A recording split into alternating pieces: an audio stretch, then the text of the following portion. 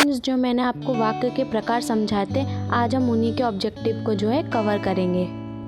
यहाँ पे जो है मैंने आपको कुछ ऑब्जेक्टिव दिए हैं, अपन उसको देखते हैं। हम रचना के आधार पर वाक्य के कितने प्रकार होते हैं। तो मैंने आपको वाक्य पढ़ा चुकी, तो आपको पता होना चाहिए कि रचना के आधार पर वाक्य जो है 3 प्रकार के होते हैं। वो भी मैं बता देती हूँ कौन कौन से होते हैं।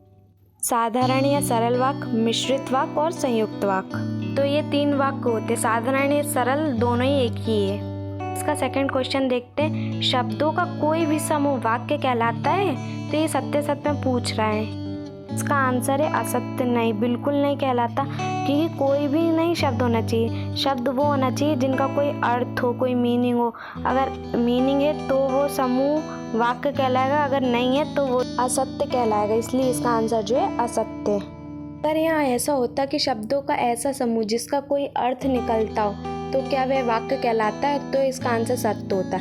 लेकिन यहाँ लिखा शब्दों का कोई भी समूह वाक्य कहलाता है, तो इसका आंसर असत्य है। इसका थर्ड देखते हैं। वह खाना खाता है, सरल वाक्य है, तो इसका आंसर है सत्य। हाँ, क्योंकि इसमें देखो हमने जो है आपको अर्थ की दृष्टि से वाक्य पढ़ाए थे, उसमें क्या थे 8 प्रकार के होते हैं। तो उसमें मैंने आपको क्या बताया था कि जो भी 8 प्रकार के मैंने आपको वाक्य पढ़ाए, अगर उनमें से कोई भी बात इसमें आती हो तो वो जो होता है सरल वाक्य नहीं होता। लेकिन अगर इसमें कोई भी बात नहीं आ रही, सिंपल सीधा सा है, तो वो सरल वाक्य में होता है।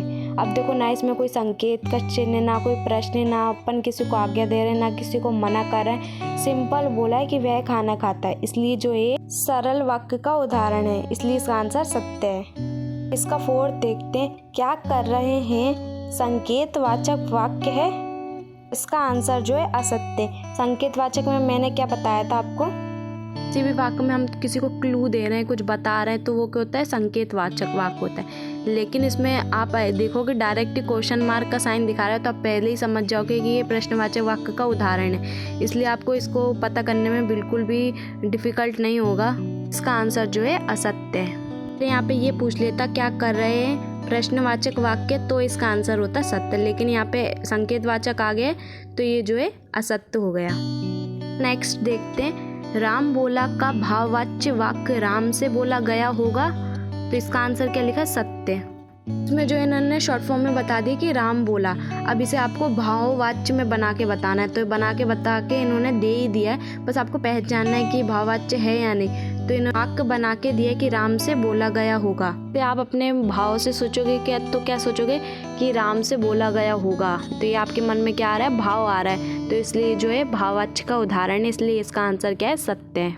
अगर यहाँ ऐसा होता कि राम तुम बोलो, तो ये जो होता आज्ञावाचक हो जाता कि आपको जो बोलना चाह रहे, इसलिए भाववाच्य में नहीं आता। अपन है भाव से बोल रहे हैं, इसलिए ये भाववाच्य उदाहरण है, तो इसका आंसर जो है सत्य है। अब अगला देखते। श्याम मेरा मित्र है का निषेधवाचक वाक्य श्याम मेरा मित्र नहीं है होगा, इसका आंसर है सत्य। सीधी सी बात है कि श्याम मेरा मित्र है, इसको जो है पे निषेधवाचक में बनाना है, तो क्या हो जाएगा, श्याम मेरा मित्र नहीं है। हाँ, निषेध होता है, उसका मतलब क्या होता है, जहाँ अपन मना कर रहे हो, नहीं कर रहे हो, तो वो जो होता है निषेधवाचक वाक्य होता है। तो ये नहीं है इन्होंने लिखा है, तो इसका आंसर जो है सत्य है। को ना कभी कभी जो है ऑब्जेक्टिव पढ़ना भी सही से आना चाहिए। कभी कभी ऐसा होता है कि ऑब्जेक्टिव ना हम जल्दी जल्दी में आगे पीछे की लाइन इधर उधर की जल्दी जल्दी में कैसे भी पढ़ लेते हैं। अगर आप ऐसे पढ़ लोगे तो आप समझ नहीं पाओगे और उसका आंसर जो है आप गलत कर दो। इसलिए जब भी आप ऑब्जेक्टिव पढ़ो तो उसको लाइन वाइज लाइन, जहाँ पे जो चीज़ खत्म हो रही है उसे वहीं छोड़ दो, फिर उसके बाद नेक्स्ट है ऐसे पढ़ो। आप एक में घिचड़ पिचड़ करके पढ़ लोगे तो आपको ही कभी कभी पेपर में ऐसा हो जाता है कि आप ही कंफ्यूज हो जाते हैं। इसलिए कोई भी चीज़ हो उसे ध्यान से अच्छे से पढ़िए।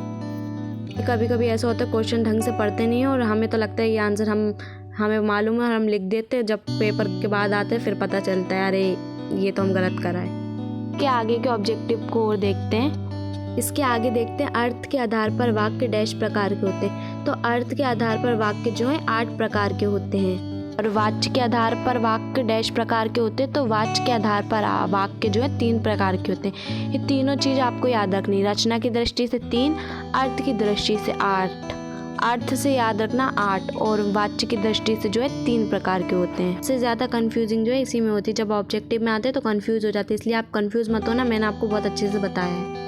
इसके आगे के देखते हैं। तुम घर मत जाओ, जो जोड़ी में पूछा गया है, तो आपको बताना है कि ये कौन सा वाक्य। अब यहाँ पे लिखा तुम घर मत जाओ। मैंने आपको बताया जहाँ मना हो, नहीं हो या मत हो तो वहाँ पे कौन सा होता है, निषेधवाचक, यानी हम मना कर रहे हैं तो यहाँ पे क्या है, निषेधवाचक वाक्य होगा। ऐसे ही जो है एक और पूछा गया है, तुम यहाँ आओ, ये जो है कौन सा वाक्य होगा, यहाँ पे जो है चंद्रबिंदी आएगी, आप लगा लीजिएगा। तो तुम यहाँ आओ, हम ऑर्डर दे रहे हैं किसी को, मतलब किसी को आज्ञा दे रहे हैं, वहाँ पे जो है आज्ञावाचक वाक्य होता है। ऐसे इसका अगला देखते हैं, राजू खेलता है। इसमें कौन सा वाक्य, इसमें जो है कर्तवाच्य। कर्तवाच्य कैसे, ये मैं आपको बताती हूँ। आपको क्या बताता है, जहाँ कर्तवाच्य होते हैं वहाँ पे जो है कर्ता की प्रधानता होती है। राजू खेलता है, राजू जो है कर्ता है, यहाँ पे जो है किसकी प्रधानता है, कर्ता की, कि राजू जो है खेलता है, तो यहाँ पे क्या आएगा, कर्तवाच्य आएगा। से इसका अगला देखते हैं, मनुष्य द्वारा पत्र लिखा जाता है। तो यहाँ पे कौन सा वाक्य है, यहाँ पे जो है कर्मवाच्य। कर्मवाच्य कैसे, क्योंकि मनुष्य द्वारा क्या लिख रहा है, पत्र लिख रहा है, यहाँ पे जो है कर्म की प्रधानता होती है, तो वहाँ पे कौन सा होता है, कर्मवाच्य। अब मनीष क्या कर रहा है, मनीष क्या कर रहा है, मनीष पत्र लिख रहा है, तो यहाँ पे जो है कर्म ज़्यादा प्रधान है, तो यहाँ पे इसलिए कर्मवाच्य आया। आपको और ज़्यादा डिटेल में जानना है, मैं इसे पढ़ा चुकी हूँ, आप इसे देख लीजिएगा। टॉपिक से जो है 2022 में जो है एक भी ऑब्जेक्टिव नहीं आया था। मिलते हैं नेक्स्ट वीडियो में। Thanks for watching.